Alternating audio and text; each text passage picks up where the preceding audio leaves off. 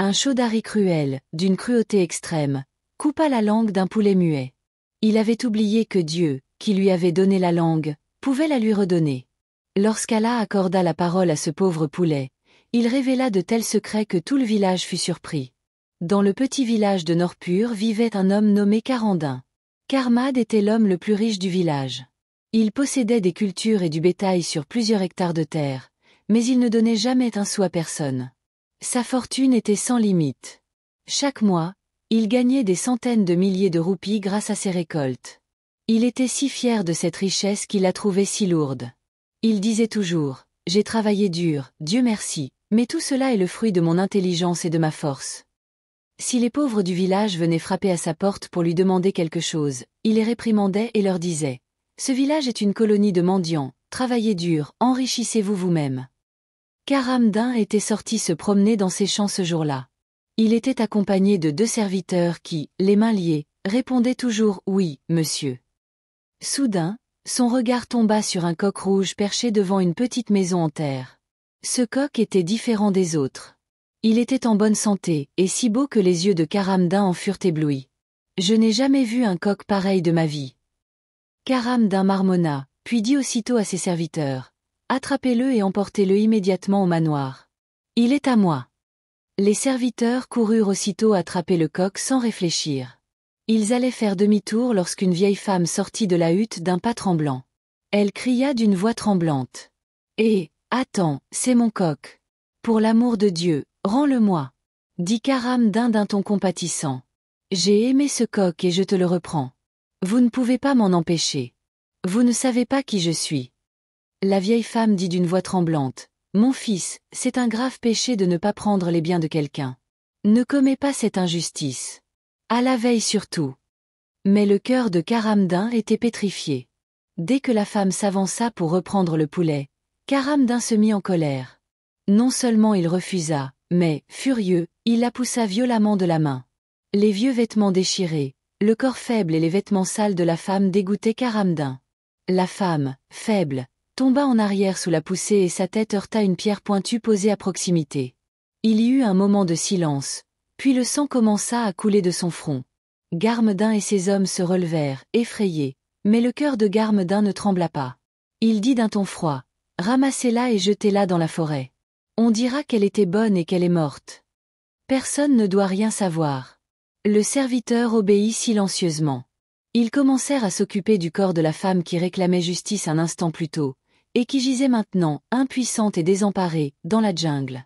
Karamdin, sans réfléchir, prit le coq et partit pour son manoir comme si de rien n'était, comme s'il avait tué un moustique et non l'humanité. Or, le bâton d'Allah est inefficace. Karamdin retourna au manoir et demanda aux serviteurs de nourrir le coq afin qu'il ne s'affaiblisse pas. Les serviteurs gardèrent un bol de céréales et d'eau devant lui, mais le coq resta silencieux, sans regarder ni les céréales ni l'eau, restant assis dans un coin. Karamdin dit nonchalamment, « S'il a faim, il le mangera tout seul, laissez-le. » Puis il commanda une cage et y enferma le coq. Après cela, il alla dormir sur le lit moelleux de la luxueuse demeure, mais le lendemain matin, quelque chose d'étrange se produisit. C'était le matin et l'heure de l'Adhan du Fajr avait commencé. De légers sons provenaient de la mosquée du village. Mais ce jour-là, le sommeil de Karamdin fut interrompu par un autre bruit. Le coq dans la cage avait commencé à chanter l'Adhan. Il se leva du lit, choqué. Son front se plissa. Qu'est-ce que c'est que cet ajet? Quel genre de bruit est-ce? Il courut à la fenêtre de la maison et vit le même coq se tenir dans la cage, tout en gloire, et chanter l'Adhan. Le son lui transperça les oreilles comme une flèche. Fou de colère, il appela les serviteurs. « Emmenez-le immédiatement. Emmenez-le et enfermez-le dans la cage. Libérez-le au matin. Il a perturbé mon sommeil. » Les serviteurs obéirent immédiatement. Karamdin poussa un soupir de soulagement, retourna se coucher et dormit. Mais ce n'était que le début. Un jour, Karamdin inspectait habituellement ses terres. De légers nuages couvraient le ciel. Pendant ce temps, son regard tomba sur un cerf à l'orée des champs. Un vieil homme était assis là, coiffé d'un turban blanc. Il parlait aux gens. Des villageois l'entouraient. Ils écoutaient avec respect, puis s'en allaient tranquillement, la tête baissée. Karamdin n'apprécia pas cette scène. Il dit avec colère, Qui est venu dans mon village? Lorsque ce vieil homme arriva sans ma permission, Carandin demanda à Ronac, Qui es-tu? Tout d'abord, je ne t'ai jamais vu dans ce village, et souviens-toi que c'est moi qui autorise ta venue. Le vieil homme répondit gentiment, Mon fils, je suis un serviteur d'Allah, un fakir, je suis venu ici pour inviter les gens à la religion, afin qu'ils quittent l'égarement et parviennent à la bonne voie. Un sourire sarcastique éclaira le visage de Karamdin. Eh bien, maintenant, fais ce que le vieil homme va nous apprendre. Réciter la prière ou non, jeûner ou non, c'est notre affaire personnelle, occupe-toi de tes affaires. Le vieil homme le regarda dans les yeux, ses yeux où brillait la fierté de la richesse, l'éclat du pouvoir et l'absence d'humanité. Puis il soupira et dit, Crains la colère d'Allah, mon fils, tu as des richesses et des terres, mais tout cela est un dépôt, pas ta propriété. Karamdin s'exclama d'une voix forte, J'ai tout. Que sont ces pauvres gens devant moi? Ils sont pleins d'infidèles. À ces mots, le vieil homme pieux se tut. Une vague de regret lui monta aux yeux. Il regarda Karamdin une dernière fois, puis se retourna et s'éloigna. Karamdin haussa les épaules, détourna le visage et, contemplant ses terres avec fierté, retourna au manoir. Il ignorait que ce n'était qu'une malédiction silencieuse, dont les effets allaient se faire sentir. C'était le 2e jour depuis que le coq était venu au manoir de Karamdin, mais il restait silencieux. Côté nourriture, les serviteurs lui présentèrent diverses céréales et même des fruits secs, mais le coq, comme plongé dans le chagrin, continuait à tout ignorer. Karamdin dit d'un ton sarcastique, « C'est le poulet du pauvre, il ne peut digérer la nourriture du riche. » Ce n'est pas possible, elle comprendra dans quelques jours. Elle aussi commença à s'endormir lentement la nuit, mais l'heure de l'Azaan arriva. Karam dormait profondément quand soudain les sons puissants de l'Azaan résonnèrent à ses oreilles. « Allah Akbar, Allah Akbar !» C'était le même coq. Il était sorti de sa cage et, à l'intérieur du manoir, son sommeil, sa paix et sa fierté tremblaient. Ce coq perturbe mon sommeil tous les jours. Quel est le problème? Criant de colère, il appela les serviteurs. Venez vite enfermer ce méchant dans sa cage et voyez comment vous l'enfermez, il s'enfuit chaque jour. Il perturbe mon sommeil tous les jours. Il me laisse partir tous les jours. Le serviteur, qui tremblait en voyant la colère de Karamdin, accourut rapidement, maîtrisa à nouveau le coq et l'enferma de force dans la cage. Il continua à réciter l'appel à la prière jusqu'à la fin de la prière. Ce n'était pas un oiseau ordinaire, c'était devenu un signe d'Allah. Les jours passèrent. Le coq faisait désormais la dent chaque matin. Cet azan n'était pas seulement un devoir, mais le dernier avertissement pour Karamdin.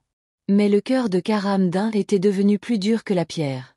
Un matin, à l'aube, le premier rayon de soleil venait d'illuminer l'obscurité lorsque le coq se remit à faire la dent avec force. Sa voix était plus douloureuse, plus forte et plus suppliante qu'auparavant. Karamdin se mit en colère et se leva du lit. C'en était assez. Il était devenu fou de colère. Il arriva dans la cour du manoir et vit le coq sortir de sa cage et se tenir dans un coin en train de faire la dent. Des fruits étaient posés sur la table à proximité, ainsi qu'un couteau bien aiguisé. Karamdin ramassa le couteau et bondit vers le coq comme un fou. Le coq hurla de peur et tenta de s'enfuir, mais les serviteurs arrivèrent impuissants. Ils observaient tout. Mais ils ne purent rien dire. La terreur, la peur et l'impuissance se lisaient sur tous les visages. Ils savaient que leur maître n'était plus un être humain. Il était devenu l'image même de la cruauté. Karamdin attrapa le coq et le déposa par terre.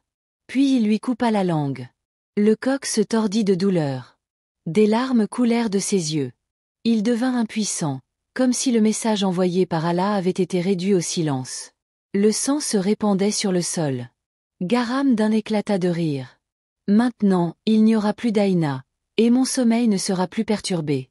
Emportez-le, jetez-le dehors. Il ne me sert plus à rien. Les yeux des serviteurs étaient remplis de larmes, mais leurs lèvres étaient closes. Ils ramassèrent le coq blessé et le jetèrent dans un endroit désert à la périphérie du village, comme un déchet. Comme s'il n'avait jamais été le compagnon de personne. Karamdin revint en Fatiha et dormit sur son lit. Maintenant, plus personne ne me réveillera. Maintenant, je pourrai dormir paisiblement. Mais Allah ne reste pas silencieux. Ce jour-là, la terre en avait décidé autrement. L'histoire des atrocités de Karamdin était longue. Parfois, il usurpait la terre d'un pauvre. Parfois, il tuait un innocent pour avoir parlé contre sa volonté. Et parfois, il diffamait l'honneur de quelqu'un. Les villageois, effrayés et tremblants à cause de ces atrocités, ne plaidait que devant la cour d'Allah. Personne n'eut le courage de se tenir devant Jabir, mais le bâton d'Allah est muet. Un jour, à cette époque, une jeune fille noble de 25 ans, sortie depuis un certain temps, revint au village. Elle arriva directement à la hutte de Samena Biwi. Elle tenait un petit ustensile de nourriture à la main, mais la porte était fermée. Personne ne répondit à son appel. Lorsqu'elle entra, la hutte était vide. Ni la vieille femme ni leur coq. La jeune fille, inquiète, se rendit au village et demanda aux villageois. Quelqu'un avait-il vu Samena Biwi? Où était-elle allée? On est resté sans nouvelles d'elle pendant plusieurs jours. Les gens étaient surpris de ne l'avoir vue nulle part. On n'y avait même pas pensé, puis un villageois est arrivé en courant, essoufflé, tenant quelque chose à la main. Un poulet blessé, celui de la femme de Samena. Le poulet était mort, sa langue était coupée et il hurlait de douleur en émettant un léger gémissement. Une vague de surprise, de regret et de colère a parcouru les visages des villageois. Qui a fait cela? Qui a commis cette atrocité? Les gens ont alors décidé qu'il fallait retrouver Samena Habibi. Pas une seule larme d'une personne opprimée coulant sur le sol ne se taisait dans le ciel. Karandin, devenu un faux massif, assis sur un trône parmi les villageois, faisait des promesses avec une fausse sympathie. Chaudhary Sahab, nous avons trouvé la vieille veuve Samena Bibi morte dans la forêt, qui était l'ennemi qui a tué une femme noble comme elle. Vous êtes le propriétaire du village, faites-nous justice. Karandin, dont le cœur savait très bien qu'il était lui-même le meurtrier, dit avec un faux regret sur son visage. Je vais faire enquête moi-même sur cette affaire, je traduirai le meurtrier en justice. Le silence régna dans l'assemblée. Pendant ce temps, un autre homme s'avança en pleurant. Chaudhary Sahab, ma fille, ma jeune et belle-fille a disparu depuis plusieurs jours. J'ai cherché partout, mais je n'ai trouvé aucune trace, aucune nouvelle, qu'elle soit vivante ou morte, on ne sait rien. Karandin dit d'un ton froid. Ne vous inquiétez pas, je la retrouverai très bientôt. Mais cette fille était alors emprisonnée dans la demeure de Karandin. Elle était la sienne. L'innocente jeune fille qui n'avait fait que rêver était devenue victime de la luxure. Maintenant, elle était enfermée dans les ténèbres. Celui qui plaidait dans l'assemblée, derrière tout cela, derrière le rideau, était Karamdin. Cet homme cruel qui faisait des promesses aux gens sur leur chagrin. Il était le véritable coupable de ces chagrins. Il y avait un éclat de richesse dans ses paroles, un charme dans son ton et une tromperie dans ses promesses. J'ai de l'argent, j'ai du pouvoir.